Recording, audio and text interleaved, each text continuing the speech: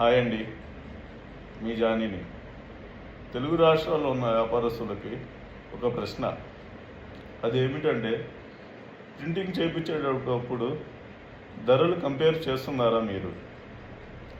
550 రూపాయల వస్తువుకి ఎందుకు 1000-1200 పెట్టాలి? షాపు అచ్చివచ్చిన షాప్ అని, తెలిసిన వారి షాప్ అని మోసపోకండి. కష్టపడి సంపాదించిన డబ్బుని వృధా చేయకండి. ఆ క్వాలిటీ ఈ క్వాలిటీ అని చెబితే మోసపోకండి. మీరు అనుకుంటున్నారు మంచిదని, మీ దగ్గర తీసుకునే మీకు ఆ క్వాలిటీ ఇస్తున్నారు. తెలుగు రాష్ట్ర ప్రజలారా అర్థం చేసుకోండి. నేను నా దగ్గర తీసుకోవాలి అని చెప్పడం లేదు, నా దగ్గర ధరలు కంపేర్ చేయమంటున్నా.